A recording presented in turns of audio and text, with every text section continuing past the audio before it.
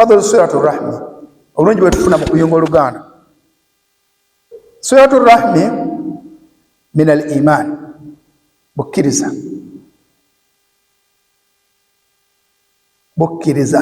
Man kana yu'min billahi wal yawmil akhir falyasil rahmah.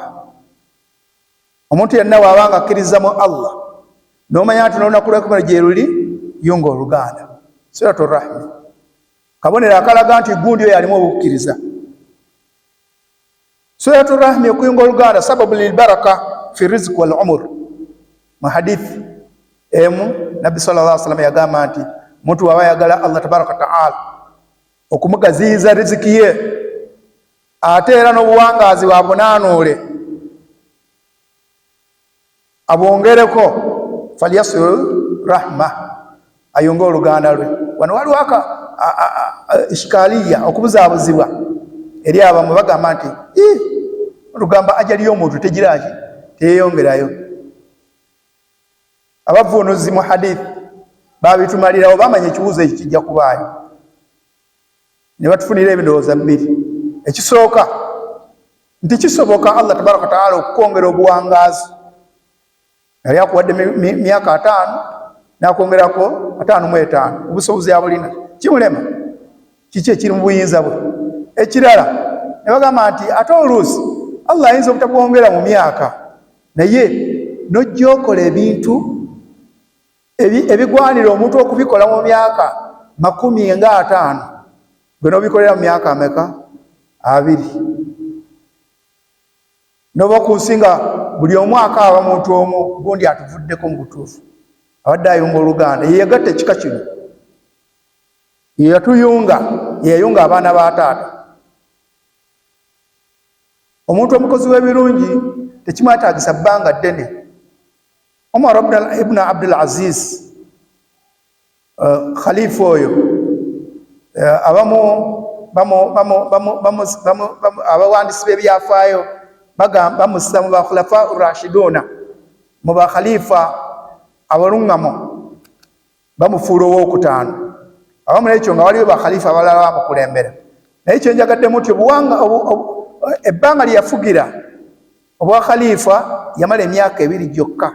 Naye mu bbanga ery'emyaka 2 baatuuka okuba nga omuntu anoonya abasaddaaka, be banoonya be basaddaakira.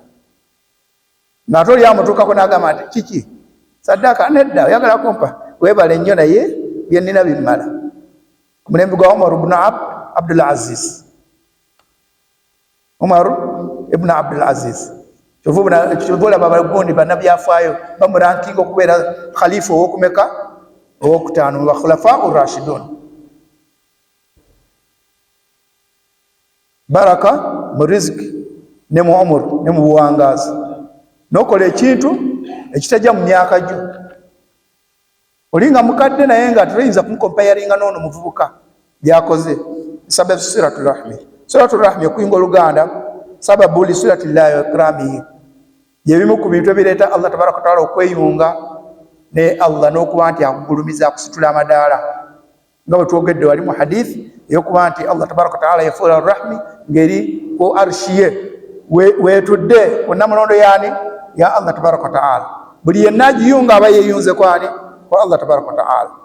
Okuyunga oluganda yebimu ku bintu ebigenda okuyingiza omuntu ejjana. Okuyunga oluganda oba okakasizza byebimu ku bikakasa nti oyagala Allah tabaraka wa taala. Bikakasa nti oyagala Allah, ate ne bikukakasaako Allah okugira ki? Okwagala. Wannaasu, n'abantu okwagala. Buli ayunga oluganda, bano bala abalala abalemerayo bajja kusooka balemereyo, naye enkomerero ya byonna bagenda muvaako, bavaako kuvaayo omu n'omu.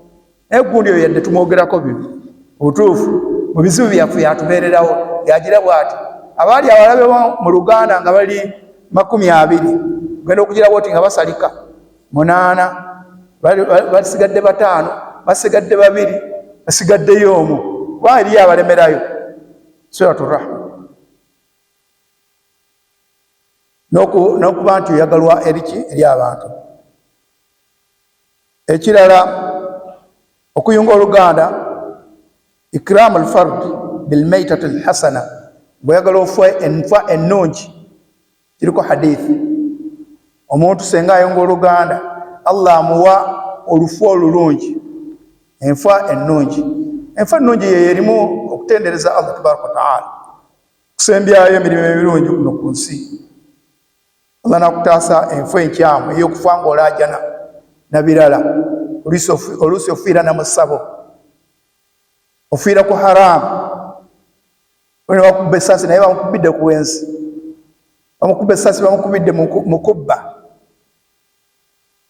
Yabadde anyaga kaboda kabeene ne bamukuba ne bamwokya. Mitatu so eyo nfa mbi, enfa ennungi. Omusajja abadde yakasaala wano kati obadde tuli naye mu ddalasa afudde. Mitatun hasana, afudde alaajana la ilaha illa Allah Muhammadur Rasulullah. Mitatun hasana. Era bw'oyunga oluganda Allah tabaraka wa taala akusemberezaayo ne kukikwesamba enfa enkyamu. Okuyunga oluganda tuqawi mashaa'ir al-ukhuwa, byebimu ku bintu ebyongera okunyweza obwa sseruganda, okubanga buli omu bagamba kukuyirawo mubiri. Bagamba kyatuuse kwani? Ku Ibrahimu? Oyo nedda, wakiri nfa, nfiirawo. Ekimutuuseeko nina okufiirawo, muyirawo ki? Omubiri. Nga bwolaba abantu bwe bayirawo bannabyabufuzi, yuyirawo ne ono oluganda. Walwuddi walmahabba, kireeta okubanga mwagalana. Wattakatufu, n'okubeera obumu. Buli omu ne yeenyumiriza nti abaana ba famire ye butuufu baagalana. Bisababi silatu rahmi, baagalana kubanga kuliko eyakitandika. Nga ye omulimu gwe kugamba nti bannaye twegatte tudde bumu, nti ankoze kino nedda, tubireke. Binaa'ul mujtama'at almutakatifa, bwe tuyunga oluganda tujja kuzimba society eyo eyagalana era eyagaliza. Singa tunayunga oluganda ojja kulaba nga tutandikireyo ku luganda olw'ekika, oluganda olw'eddiini, oluganda olw'okuba nti ffenna ffenna tuli bantu, oluganda olw'okuba nti ffenna ffenna tuli bannayuganda. Ogenda okulaba wakapikike bwakalekaawo teri agenda kabba kubanga ka muganda we, oba mukyala we teri agenda kumubba, mukyala wa muganda wa kanoonye omulala. Abatalina basajja gye bali, bwe mutwalako kapiki, mbadde yantwalako wano mu tawuni nga ngenda mu tawuni kukola, lwaki kamubbako? Kasigalewo.